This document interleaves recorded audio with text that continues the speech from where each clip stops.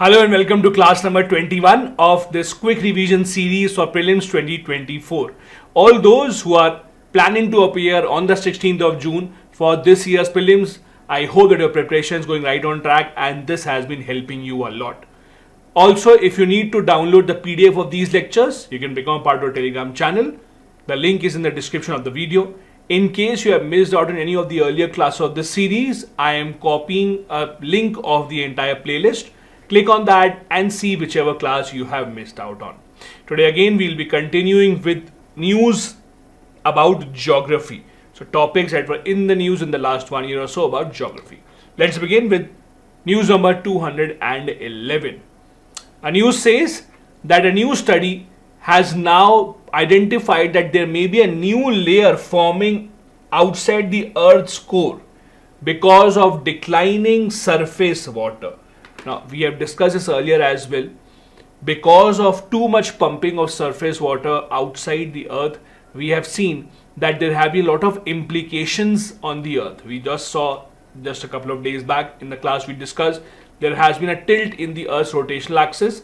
There now has been a study that says that Earth's core, at the outermost core, has a new layer that is forming up. This layer is being called E prime layer.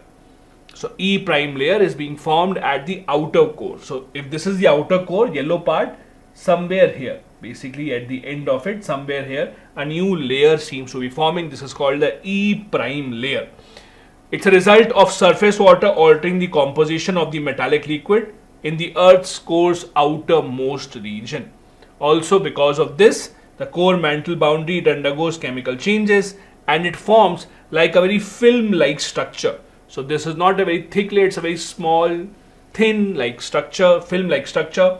It forms a hydrogen-rich, silicon-depleted layer which is called as a E prime layer. This discovery has again proven the fact that all the studies conducted earlier about the Earth's composition are true.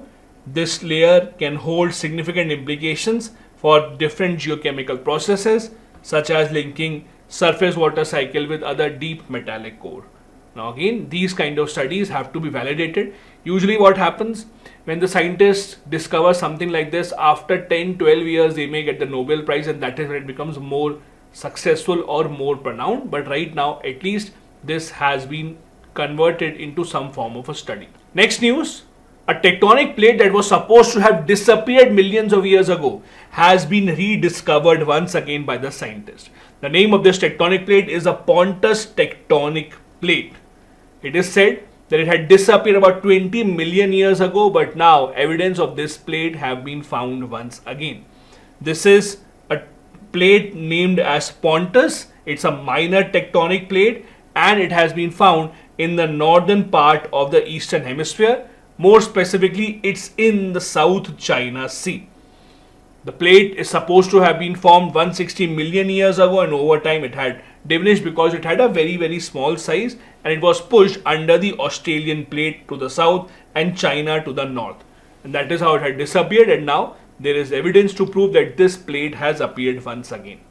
In geography, all of you would have read about tectonic plates. These are irregular slabs of solid rock.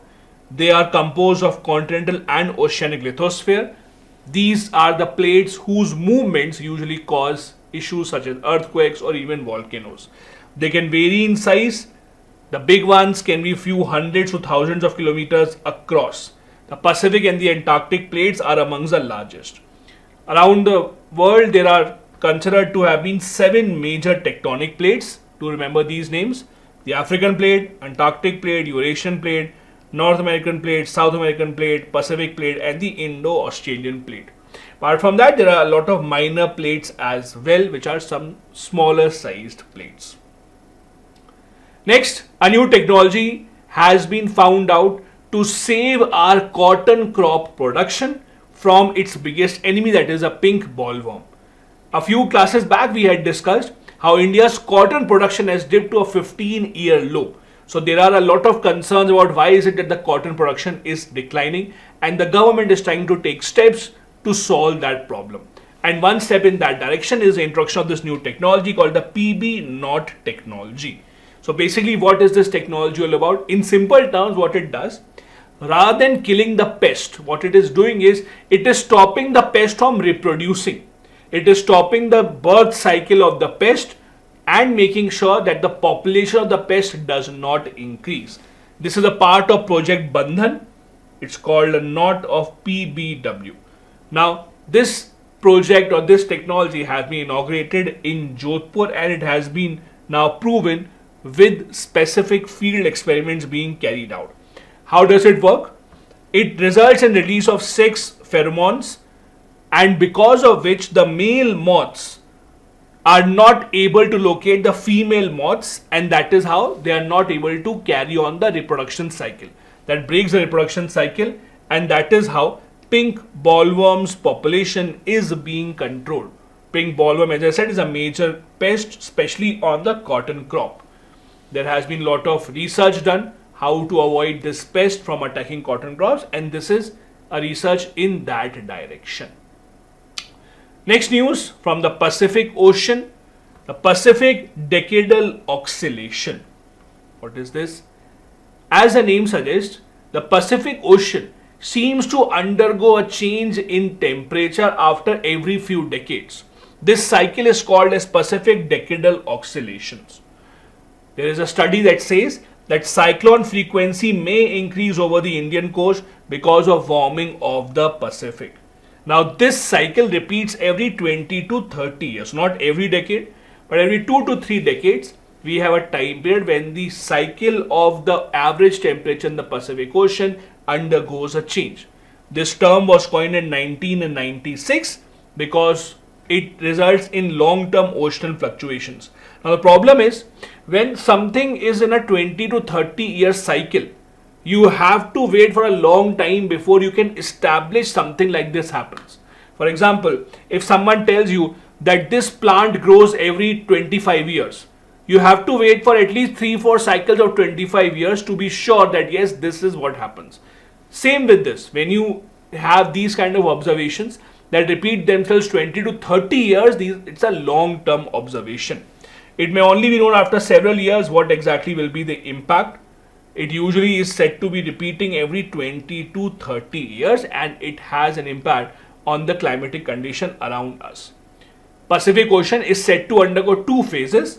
One is the cool phase and second is the warm phase.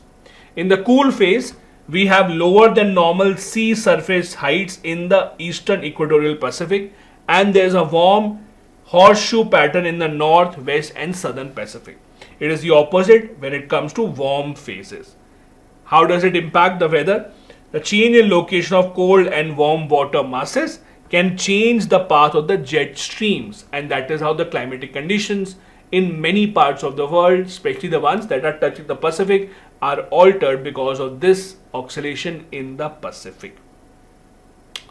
Next news story, Atlantification.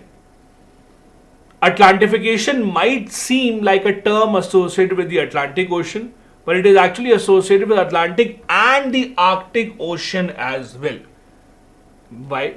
There is a direct impact of what is happening in the Atlantic Ocean on the Arctic Ocean. Let me explain. So basically, it is a process that causes Arctic Ocean to become saltier and warmer. How? Because of flow of warm water from Atlantic to Arctic. So as from Atlantic to Arctic, we have more warm and salty water flowing. Arctic becomes more and more warm. This usually happens in some areas in the Barents Sea, which are a part of the Atlantic. The Arctic Ocean has a layered surface. There is sea ice on the top because it's extremely cold. Then there's cool fresh water underneath it. And at the deepest layer, we have warmer, saltier water that comes in from the Atlantic. Now that there's difference in salinity at different levels, it helps maintain these layers and protects the sea ice from melting due to warm Atlantic water. When the sea ice come in touch with this warm water coming in from Atlantic, it will increase and accentuate the process of melting of these ice, and that will be very, very, very dangerous. This disruption drives the process of Atlantification, and again, it's a process that goes into a feedback loop. When you have more warm water coming into the Arctic, you see the ice being melted, it becomes warmer, and as more and more warm water comes in, the cycle just continues. Once the Atlantification begins, there is further melting of the sea ice, and thus there is a loop that is created. There is also a role of Arctic dipole in this entire process. How? It's influenced by alternating anticyclonic winds that are seen over North America and cyclonic winds over Eurasia. The positive and the negative phase of this Arctic dipole also has an impact on how the climatic conditions will change in this area. All in all, it will lead to increasing and fastening the process of global warming. Next news from India. ONGC has discovered two new blocks where they have discovered oil. These two blocks are called Amrit and Moonga. Both of these are in the Arabian Sea, where ONGC has successfully found out oil. Now, how much oil is present? What will be the economic significance of it? There is still time for all that data to come out, but at least now, for now, it's good news that some kind of a discovery has been made in the Arabic. These are again called Amrit and Moonga. Now, both of these are part of open acreage licensing policy in the Mumbai offshore in Arabian Sea. Now, what exactly is this policy? Basically, the government of India a few years ago decided that we have to give more freedom to the companies to go on and explore oil and gas. Let's take an example. When the government of India auctions coal mines, how it works, you can't just go anywhere and start digging for coal. The government will first identify where is coal found, then they will ask the companies to give the government money. In return, the government will give the companies the right to explore coal. Now with oil and gas, what the government has said, that you can go across the country, just keep on finding wherever you find oil or gas. Wherever you find it, you give us some licensing money and then you are free to explore it. So rather than waiting for the government to auction blocks where they have found oil and gas, let the companies be free. Let them roam around the country. Wherever they find oil and gas, they can come to the government and the government will basically ask them to go ahead rather than getting involved in formal government bidding process. So bidders can directly go to the government for exploring these hydrocarbons, including gas, oil, coal bed, methane, etc.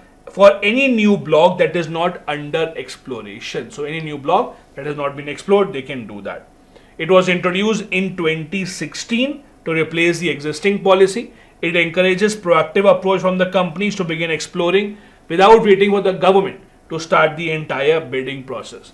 The government aims to expand the exploration acreage to 0.5 million square kilometers by 2025 and have at least 1 million square kilometers of area under exploration by 2030. As you know, the government of India has been working on multiple fronts to decrease our dependence on imported crude oil, and this is a step in that direction. Another news story from geography is the concept of omega blocks. Omega blocks were in the news. This is a different pattern in pressure conditions. So basically omega, as you know, this is the symbol of omega. So when we have certain pressure conditions where pressure is low, then it increases, then it comes down all of a sudden once again, those are called omega blocks. It has been found that these omega blocks have been the reason behind heavy rains in Greece and Spain. These are omega blocks. These are basically isobars that resemble the Greek letter omega. They are usually seen as upper level weather patterns where there is a low, high and low arrangement in usually the west-east direction.